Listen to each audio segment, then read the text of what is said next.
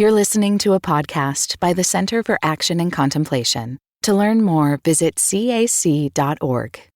Hey everybody, Jackie Lewis here. Welcome to this second season of Love, Period.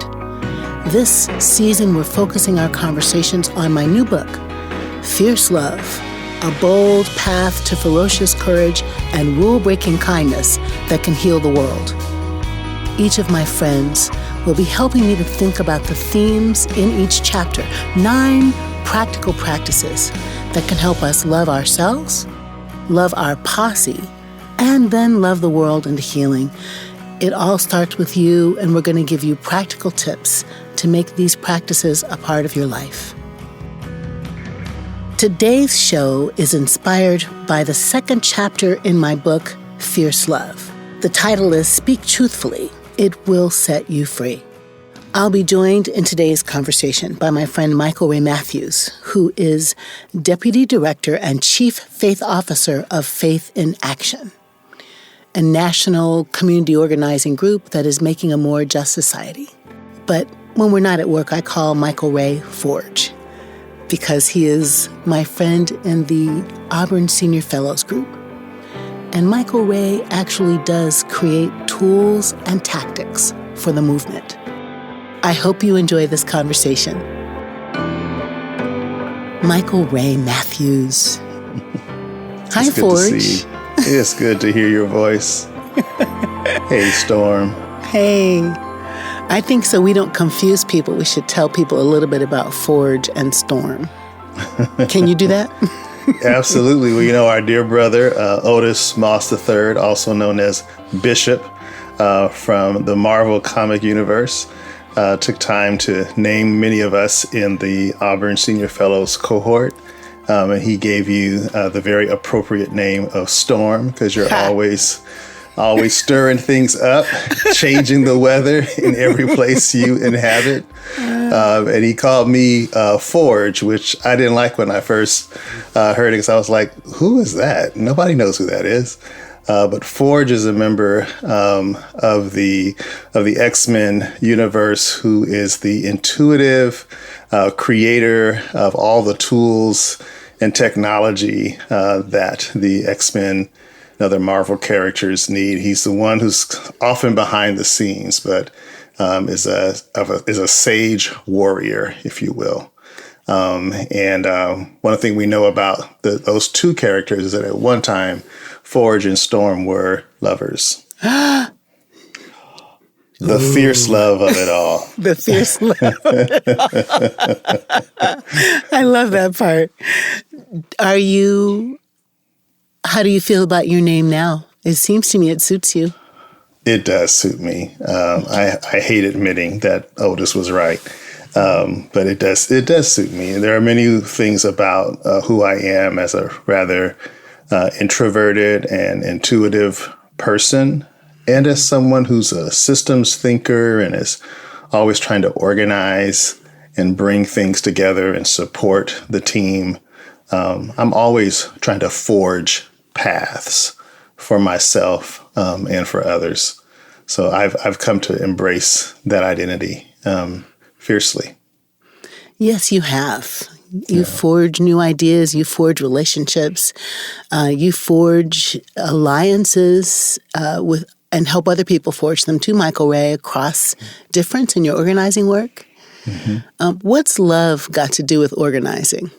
Oh, man, it's the heart. It is the heart. We teach a model of organizing in Faith in Action, formerly PICO, that, like many of the organizing traditions that come out of that world from the late 60s, is rooted in understanding of power, understanding of, but also an understanding of self-interest. So power and self-interest, of being able to move decision makers. But at the heart of it is this notion that power and agency are within us, and that there's something about what happens when we tap into that power, we tap into that story, And we share that with other people who are also tapping into their own power and agency and call and story. And at the end of the day, what we're really talking about is love. At the end of the day, the power of relationships is love. And probably the most provocative and most spiritual question that's been asked in that tradition is, who do you love? And it's a question that you have to come back to over and over again in this work. And you have to ask about love of oneself. You have to ask about love of the other. And you have to ask about, what's love got to do with the whole world? What's it got to do with the whole world? Yeah. I've been thinking a lot about the self-love piece. You know, as I wrote this book, all the world's major religions, as you and I both would say, have something in it about love your neighbor as yourself. Our Jewish friends love the stranger, right? Because it's so many times in the Hebrew Bible. Don't withhold from someone what you would need for yourself, I think is the way the Quran places it. Yes. One tradition says, don't hurt anyone's heart. Oh, I love that. Don't hurt anyone's heart. So at the source of organizing is love. How is self-love different than self-interest? Is it the same? Do they relate to each other? Yeah, it's a really important question, because I know that the notion of self-interest is one that, taps into some of our own notions about the difference between selflessness and selfishness. Right. Yep. And self-interest is not about being selfless in a way that you're thinking about everyone else but not really loving yourself. And I often have said, like, you can't really love your neighbor as yourself if the self that you love is false. So what does it mean to not be selfless, but to not be selfish? And self-interest, like, I think the root word of interest, it really has to do with how are we seeing what matters between us. That's so it's good. Not just like what matters to me, or only what matters to me, or only what matters to you, but what matters to us. So at the end of the day, self-interest is about trying to discover, what is it that we love about ourselves? Yes. What is it that we want to love about ourselves? What is it that we love and want to love about the other? Yeah. And what is it that we love and want to love about the world that we inhabit together? That is and how so are good. we living into that shared interest? Yep. How are we living into that shared understanding that of our connectedness to one another and our connectedness to the world around us? Oh, that's so beautifully said. It's Ubuntu, right, love? That's right. It's right. Ubuntu. I think I finally can produce the sounds of the Zulu expression. I mean, I've been really working on it. It's Numuntu, Ngubuntu, Ngabantu, I think. And Umuntu, Ngamuntu, Ngabantu. A person is a person through other persons. A human isn't even a human unless you're in relationship. That's right. There's no plural word. And that means when forage is hungry, storm's stomach growls. That's right. Right. That's right. And our shared... And when storm stomach growls, well, look out. Everybody knows. The weather is changing. That's right. We're going to make it rain so we can grow some carrots or something. I don't know. But, this creation, I think you're saying, Michael Ray, so beautifully, of a shared interest base. Like, what do we as a community want, and how can we manifest it together? So it's your self-interest, my self-interest, and the community's interest all sort of rolled up into one space, right? Yes, right. Just so beautiful to think about. And you can't do that, I think, right, if you can't be honest about what you need. I think you're saying that, too. You've got to sort of authentically know who you are and what matters. Right. That's right. It's interesting you said you have to know what you need. I think a lot of us might think we know what we need, but many of us don't know what we need because we've not really examined our stories and examined who we are and really got to the heart of what it is that we most need, most long for, the places where we need healing and renewal in our lives. Indeed. That's right. And there's this kind of, I think this happens in lots of places, but I'll critique Christianity since I am one. I feel that there's this kind of patina or false self or persona. For me, I would have called it a mask, Michael Ray, of just, something happens in your life, something happens in your childhood, something happens in your world, and your response is to cover it over. Yes. And right away is a disconnection from your real you and the putting out of the fake you, the false you. Yes. And if you're moving from that place, even what you're saying you need could be a lie. Yes. Yes. You can't love your neighbor as yourself if the self that you love is false. You've not explored who the true self is. You having a little relationship with somebody who doesn't exist. Yes. Right. Yes. Okay, that could feel a little strong, listeners, but really. Yeah. Talk about insidious. Right? Yeah. So, I have certainly had some things happen to me in my story that probably at one time I just thought I'm not going to dive into those pieces of my story and just keep it moving, but have really come to realize that knowing the what, the why, the how, the so what, like you and I would do a good exegesis, right? Right. Of my story is really, though sometimes scary, fact, also very liberating. Yes. To tell the truth on yourself to yourself. Yes. Indeed. And, I feel like in the past, 7 or 8 years, I've had to come to grips with what it means to tell the truth about one story, one story and the story of one's people.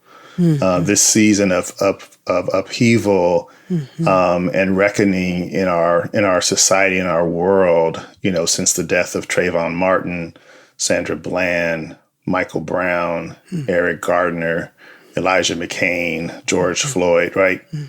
That has been a space where I've had to examine pieces of my own story, the story of my family, like learning that on both sides of my family, very traumatic experiences in the lives of great uncles, at the hands of white people in the South really started our migration out of Georgia to Ohio in the Midwest and out of Louisiana on my father's side to Texas and California.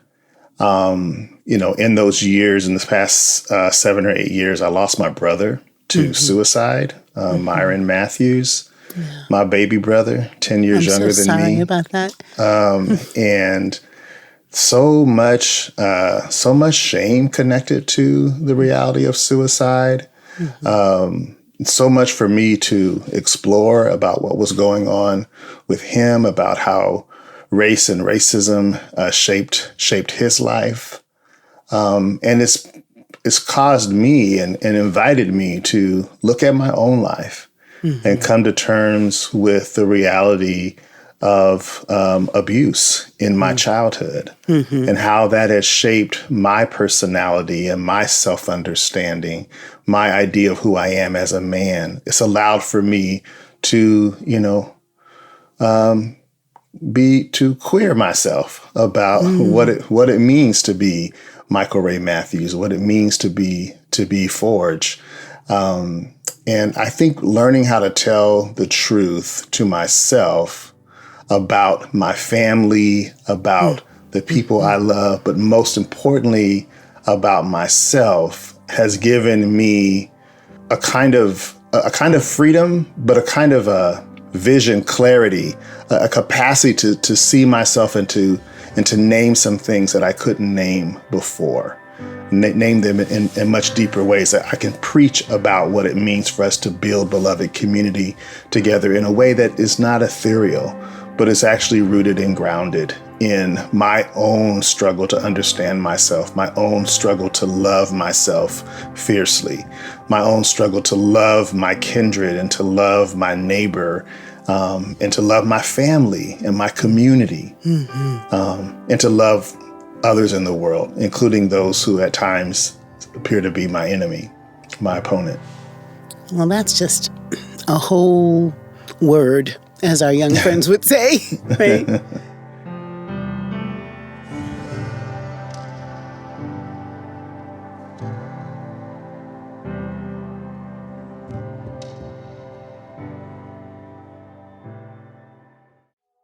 Many of us feel increasing anger at injustice, violence, and indifference in our world today. Join us March 14th for What Do I Do With My Anger? An online gathering featuring Richard Rohr and Brian McLaren. Learn ways of transforming anger into loving action. Inspired by Father Richard's new book, The Tears of Things. Register today at cac.org/anger. That's cac.org/ANGER.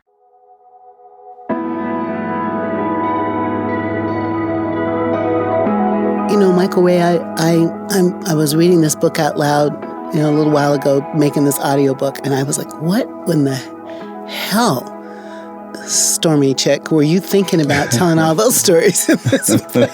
I'm like, oh my God. And I just remember when I was writing, sitting in my backyard, and this is like a book, 9 years in the making and then 9 months in the writing. Wow. I think it's been a long time I've been cooking this ideas, but I just was so ready. I don't even know if that's the right word, almost insistent, almost strident. To write the truth as opposed to the not truth. There is a story I tell in the book that I tell as gently as I possibly can about a childhood abuse situation.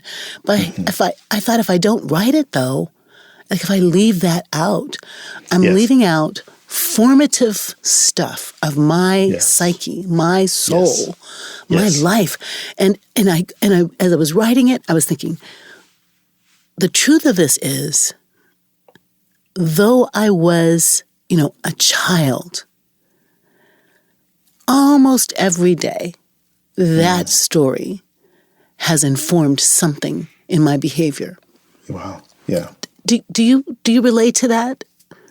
Very much so. And I think that being able to reckon with that story is first medicine to oneself. And if you ever get to a place where you can dare to share that with others, it can also be medicine for others. Yes. And that's what I felt as I began to engage your book, Jackie.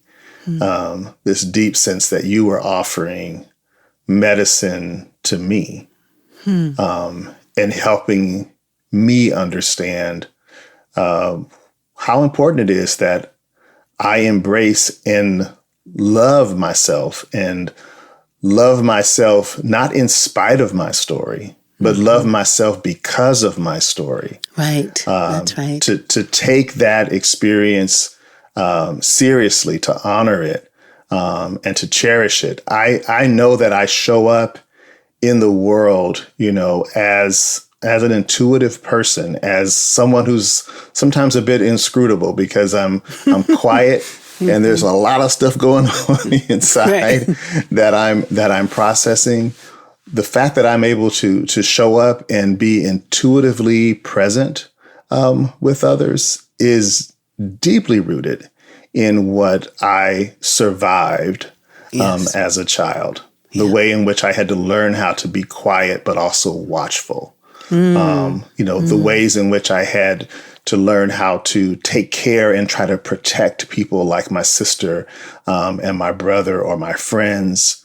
The ways in which I found myself being a sort of, an adult before I was even an adult.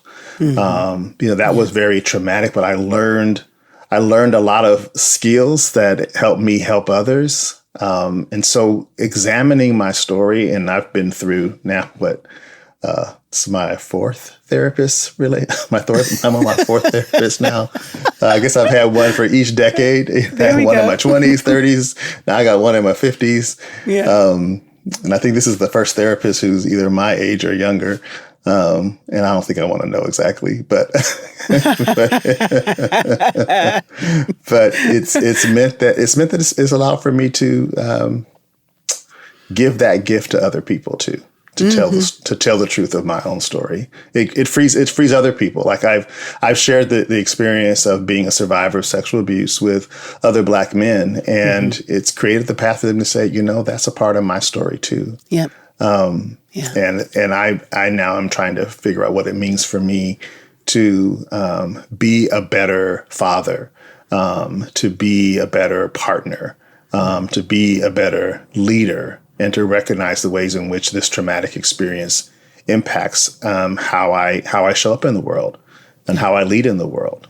And there might be ways in which examining this helps me address things that will make me a better leader. Yeah. No, I think that's so right, love. I mean, I do cherish, I think I want to say, in our friendship and in our collegiality and in the shared work in the world, the Michael Rayness that is uniquely you, that is so thoughtful and so rich and deep and paying attention, that when I was having a hard moment the other day and I called you, I was like, I know Michael Ray will just be with me. Yes. So it is such a gift that happens. And as I was writing, I was thinking about lots of places, counseling sessions or classes I've taught where I walk people through this, let's talk about your story as a book, right? What chapter are you in now? What's the end that you want? Just a kind of ritual way to pick up our stories, look at our stories, not be afraid of our stories, own our stories. You said something that I didn't know if you wanted me to to turn the light on, let me say. But I want to just see if you do. But you said, my experiences have queered me, I think you said. And so do you want to talk about that? You don't have to. A little bit. Okay. Yeah, I can talk about it a little bit. Just say a little bit more. Just a little bit. I'll say a little bit about being queered too, if you will.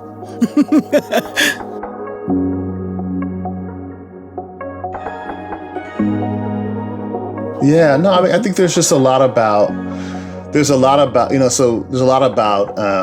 what it means to grow up in the world as a black boy, and as a Black man that's rooted in working really hard to prove that you are a man, to prove that you are masculine, to prove that you are strong. And I am someone who was one of those sensitive souls. And, for a long time, I wondered whether or not the abuse that I experienced sort of formed me in that way, made me, what some might call weak or sensitive. I actually think that's sort of who I am. Like, I think I am a sensitive person. And this happened to me. And in fact, maybe because I'm a sensitive person, I hear that. Somebody could see that in me and took advantage of that. And I've come to understand that that's a powerful part of who I am. I've had to queer myself to understand that a part of what makes me strong is my sensitivity. If you call it effeminate, sure, that's great. Isn't that lovely? Right? I love that. Right? I love that. So, there are ways in which I've, learned how to walk. I grew up in Compton, California. And one way that I survived in the 80s was to, first of all, try to be as quiet as possible, to never wear red or blue, and to wear earth tones. And to find a way of walking that didn't make me look like a girl. Wow. And to find a way of walking that made me look cool, but not so cool that I thought I wanted to fight somebody about it. Right. So like I'm trying to be as invisible as possible. Yes. So I don't want to stand out as somebody who seems a little bit effeminate. So I gotta be a little duty about the way I show up in the world. And I have my own little stroll and strut, walking down the hallways, but not too much because, I'm not trying to say like I'm willing to defend, this dude that's trying to show, but just enough that I would just kind of like ease into the backdrop of things. And for the most part, that worked.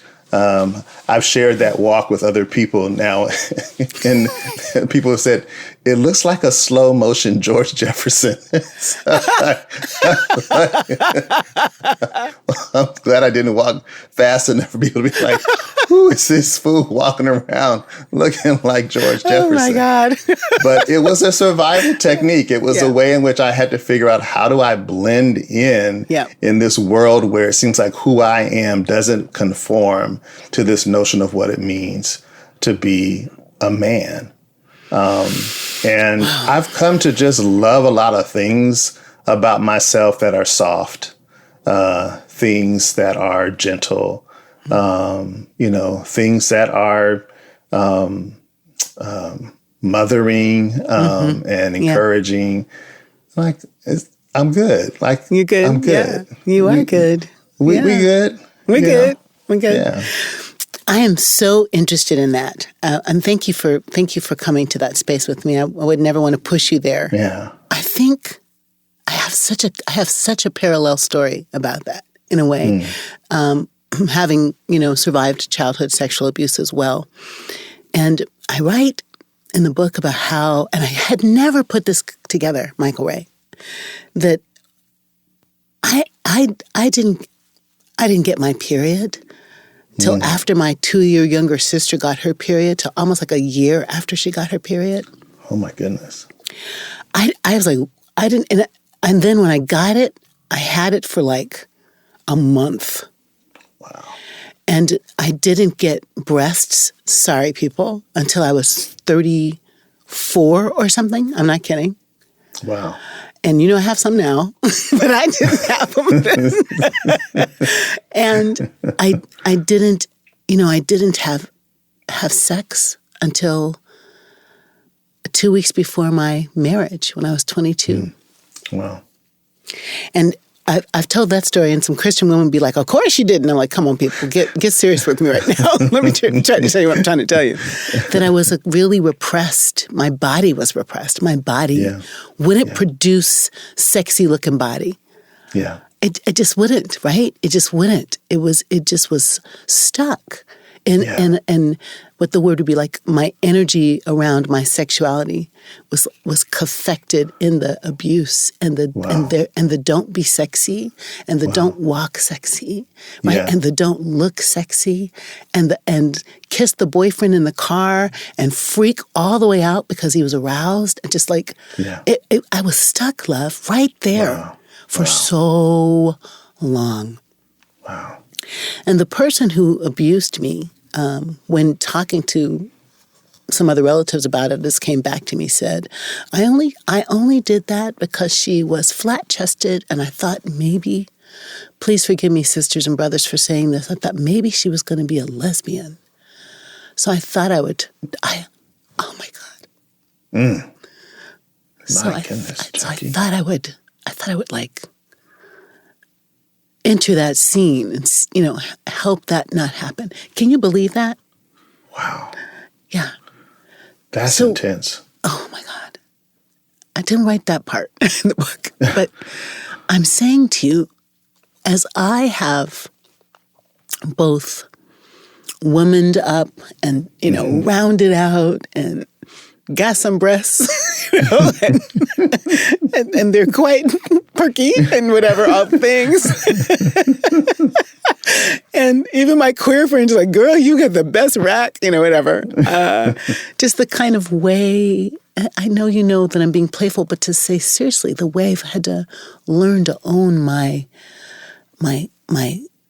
beauty or my sexuality or my sensuality or the power in that. And also then because I was able to own all of the me, I also say my life has queered me, Michael Ray. I mean, I'm straight, but I'm pretty queer, and absolutely. I love it about myself that I love the part of me nurtured by my dad. That's, I can fix a car, I can build stuff. And those are gender stereotypes, but you know what I mean? You were trying to dude up and I was trying to woman up. And then in the space of getting womaned up, I own the dudeness of me too. Yes. And does this resonate? And I love that. And loved it fiercely. Yes, indeed. Or as Baby Suggs Holy would say, loved it hard. Loved it hard, right? Loved it hard. You find all of that in yourself, the God in yourself, the softness in yourself, the badassness in yourself, I will kick your assness of yourself, all of that, and love it. Yeah. And that's like the most amazing place to get to. Yeah. Not too long ago, someone said to me, Michael Ray, I wish you had more balls. Mm-mm. And when they said it, I heard all the times I was called, I was called a woman's private part. Oh. I was called the P word, right? So when someone says, I wish you had balls, I'm hearing you are the P word. Oh, no. And it didn't take very long after this person said that for me to go, no, I'm good. I'm actually, no, you're saying I'm that? Those parts are pretty strong. So yeah, fine. Mm-hmm. Yeah. Okay. I'm good. That's what you're calling me? Yeah, absolutely. Absolutely. Isn't that wonderful? I'm going to love that hard too. Because that somehow seems to be a part of my superpower, part of how I show up in the world. Come through, to be this person who loves himself fiercely and who loves others fiercely and knows that that's the truth. And the truth will set us free. Indeed. Michael Ray, what do you know for sure about love? That love grows. That love must be nurtured and watered. That love will blossom and bring forth fruit in your life. That love will sometimes feel like winter, but deep down inside, deep in the earth, love is still doing its thing. And so when you learn to just love and to grow love and trust in love, it'll set you free. Oh, that's so beautiful. And when you hear the words fierce love, what's that? What comes up for you? Oh, I see pink and fuchsia. I see Jackie snapping her fingers. Saying, that's fierce. That's fierce. It's revolutionary. Yeah. It's bold. It's bad. Yeah. Yeah. All right. Yeah. I'm that. Peace out. Peace.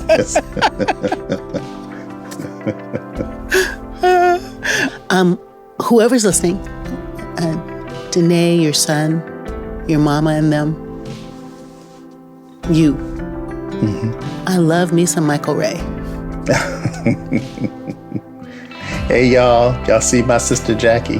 This is my sister Storm. They all know about you. They all know about you and how important you are to me, Storm. You are such a gift to the universe, Michael Ray. Thank you. Blessings and peace. You too. Thank you so much for coming to this conversation.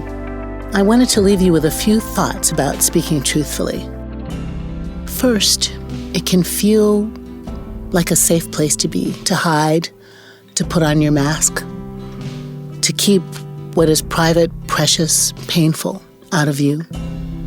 But actually, it takes a lot of energy to hide, to create a persona.